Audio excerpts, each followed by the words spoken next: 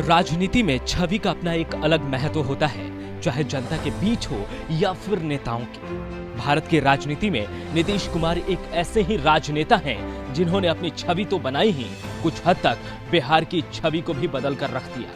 लोगों का बिहार को देखने का नजरिया बदल चुका है। नीतीश के समर्थकों की माने तो पूरा बिहार ही बदल चुका है। नीतीश बिहार के मुख्यमंत्री हैं, लेकिन सियासत में कभी नीतीश राष्ट्रीय नेता के तौर पर जाने जाते थे। एक वक्त था जब नीतीश कुमार की छवि सुशासन बाबू की थी और उन्हें पीएम मटेरियल भी बताया जाता था। मीडिया से लेकर राजनीति के धुरंधर ये मानते थे कि नीतीश कुमार नरेंद्र मोदी के विकल्प हो सकते हैं, लेकिन वो एक वक्त था जो अब बीत चुका है। आज नीतीश कुमार अपनी छवि नहीं, सरकार बचाने के लिए लड़ रहे हैं। साल था 2015। नीतीश कुमार समस्तीपुर में एक जनसभा को संबोधित कर रहे थे। कुछ नियोजित शिक्षक नीतीश कुमार का विरोध करने लगे। फिर सुनिए नीतीश क्या कहते हैं। आप लोगों के पैनल को डिसॉल्व करने का प्रस्ताव मेरे पास आया हुआ था, हम ही रोक दिए। नीचे करो, नहीं तो जाके दस्तखत कर देंगे, कहीं सड़क पर आ जाओगे टहलते हुए, समझे ना? ज्यादा होशियार मत बनो। जी हाँ, ये वो नीतीश कुमार नहीं हैं जिन्हें बिहार की जनता ने 2005 में पहली बार 5 साल के लिए सत्ता सौंपी थी। ये जो नीतीश हैं वो अलग है। अपना विरोध होते देख अपना आपा खो बैठते हैं। जाहिर भी है कि 15 साल से सत्ता चला रहे आदमी पर अगर सवाल उठाया जाए, भरी जनसभा में उसका विरोध किया जाए, तो वो शख्स अपना आपा खोएगा ही। लेकिन नीतीश की सबसे बड़ी ताकत आज भी यही है कि लोग मुख्यमंत्री के रूप में उन्हें ही सबसे ज्यादा पसंद करते हैं। एक बार नीतीश कुमार ने कहा था कि ना पत्नी ना ही बच्चे, बिहार की जनता ही मेरा परिवार है। इस बहाने नीतीश लालू यादव पर तंज कस रहे थे। एक चुनावी जनसभा में सुशासन बाबू के खिलाफ लोग मुर्दाबाद के नारे लगाने लगे। नीतीश कुछ देर शांत होकर देखते रहे, थोड़े मुस्कुराए और फिर विरोध कर रहे लोगों से कहा, काहे के लिए मुर्दाबाद कह रहे हो? तो जिसका जिंदाबाद कह रहे हो उसका सुनने जाओ। अरे जिसका जिंदाबाद कर रहे हो उसको सुनने के लिए जाओ। यह हमको मालूम है कुछ लोगों को न कोई ज्ञान है न कोई अनुभव है। हम समाज को एक करने में लगे, अब वो लोग लगे हुए हैं समाज को फिर बांट दो, फिर झगड़ा का माहौल पैदा करो। आप लोग देख रहे हो, आप लोगों को कोई यहां कुछ नहीं करेगा। हो तुम 8-10 आदमी और यहां हजारों लोग हैं, कोई तुमको कुछ नहीं करेंगे। कि अगर कुछ तो आप भी करेंगे तो तुमको लाभ मिलेगा। बिहार की सियासत का मुन्ना अब बदल चुका है, ऐसा लोग कहते हैं। दरअसल बचपन में नीतीश कुमार को सब मुन्ना के नाम से बुलाते थे। पिता स्वतंत्रता सेनानी थे, कांग्रेस पार्टी के सदस्य थे, लेकिन बाद में जनता पार्टी में शामिल हो गए। पटना एनआईटी से नीतीश कुमार ने इंजीनियरिंग की पढ़ाई की है और फिर बिहार इलेक्ट्रिक बोर्ड में नौकरी करने लगे। उसी दौर में समाजवादी राजनीति का उत्थान हो रहा था, सो नीतीश भी विचार से समाजवादी हो गए। जयप्रकाश नारायण, राम मनोहर लोहिया, एसएन सिन्हा, कर्पूरी ठाकुर और वीपी सिंह जैसे दिग्गजों को अपना राजनीतिक गुरु बना लिया। बहुत कम लोगों को पता है कि मुख्यमंत्री बनने से पहले ही नीतीश कुमार ने अपने काम की बदौलत एक राष्ट्रीय छवि बना ली थी। केंद्र में रेल मंत्री, भूतल परिवहन मंत्री और कृषि मंत्री की भूमिका बखूबी निभाई थी। लेकिन रेलवे में जो उन्होंने बदलाव किए, उसके लिए आज भी उन्हें याद किया जाता है। भारतीय रेलवे को मॉडर्न बनाने का श्रेय बहुत हद तक नीतीश कुमार को जाता है। अपने कार्यकाल के दौरान नीतीश ने बड़े बदलाव किए, जैसे इंटरनेट टिकट बुकिंग के लिए काउंटर की संख्या में इजाफा, और सबसे जो बड़ा बदलाव था वो तत्काल टिकट की बुकिंग की सुविधा की शुरुआत थी। स्कूल के दिनों में उन्हें एक रेलवे लाइन को क्रॉस करके जाना होता था, जहां घंटों तक मालगाड़ी खड़ी रहती थी।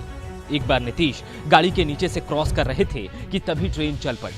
नीतीश किसी तरह सुरक्षित बाहर आए। नीतीश के किसी दोस्त ने एक इंटरव्यू में इस बात का खुलासा किया था कि जब नीतीश रेल मंत्री बने तो उन्होंने उसी जगह पर फुट ओवर ब्रिज बनवाया था। मौजूदा राजनीति में नीतीश कुमार पर विपक्ष चुनाव लड़ने को लेकर हमला बोलता रहता है, लेकिन ऐसा भी नहीं है कि नीतीश कुमार ने कोई चुनाव नहीं जीता है। 1985 में पहली बार वो विधायक बने और 1989 में पहली बार चुनकर संसद बने। नीतीश ने आखिरी बार 2004 का लोकसभा चुनाव लड़ा था, तब उन्हें नालंदा से जीत मिली थी। इससे पहले वो 5 बार बाढ़ से सांसद रह चुके हैं। हालांकि 1977 में जनता पार्टी के टिकट पर नीतीश कुमार विधानसभा चुनाव हार गए थे, लेकिन जो लोग उनके चुनाव लड़ने पर सवाल उठाते हैं उनके लिए ये आंकड़े काफी हैं। देश में बिहार से ज्यादा बिहार बोर्ड की चर्चा होती है। बिहार बोर्ड और नीतीश कुमार का एक बड़ा खास रिश्ता है। तब नीतीश 10वीं की परीक्षा दे रहे थे। परीक्षा के दौरान समय पूरा होने पर नीतीश की गणित की कॉपी छीन ली गई थी। मुख्यमंत्री बनने पर सुशासन बाबू ने आदेश दिया कि बोर्ड एग्जाम में स्टूडेंट्स को 15 मिनट का अतिरिक्त समय दिया जाए ताकि छात्रों को कोई परेशानी ना हो।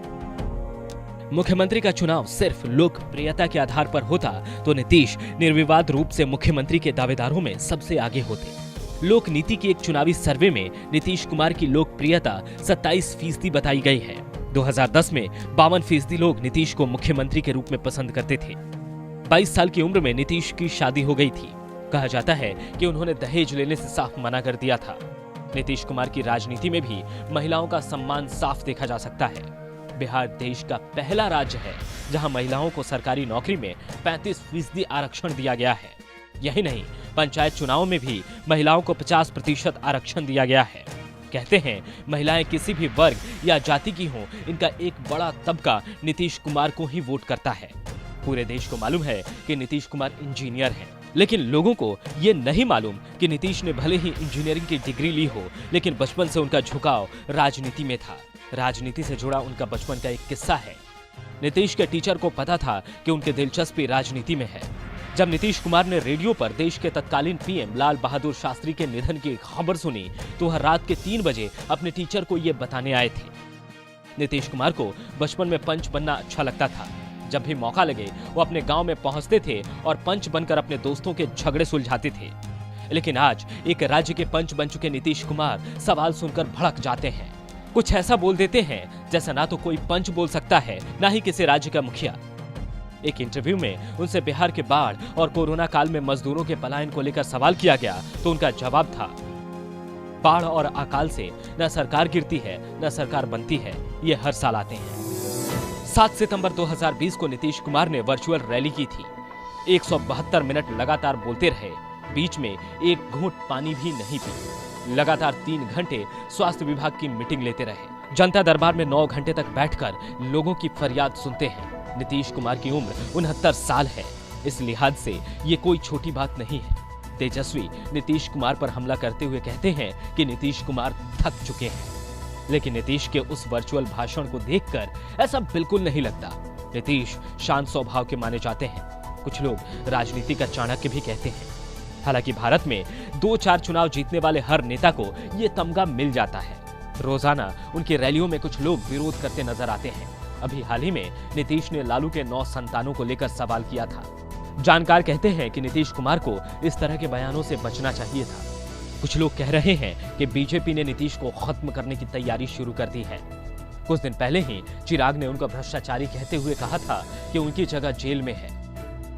मुख्यमंत्री भी उसमें लिप्त है और इसमें कोई अगर नहीं है तो जांच में साफ हो जाएगा कि नहीं है। पर मेरा मानना है और लोगों का मानना है, बिहार के लोगों का मानना है कि ये लिप्त हैं, भ्रष्टाचारी हैं मुख्यमंत्री, और कोई भी भ्रष्टाचारी को बाहर रहने का अधिकार नहीं है, उनकी जगह जेल में ही है। नीतीश कुमार पर ऐसा हमला शायद ही पहले किसी नेता ने किया हो। ये अलग बात है कि जिसने किया है वो खुद अपनी राजनीतिक जमीन तलाश रहा है।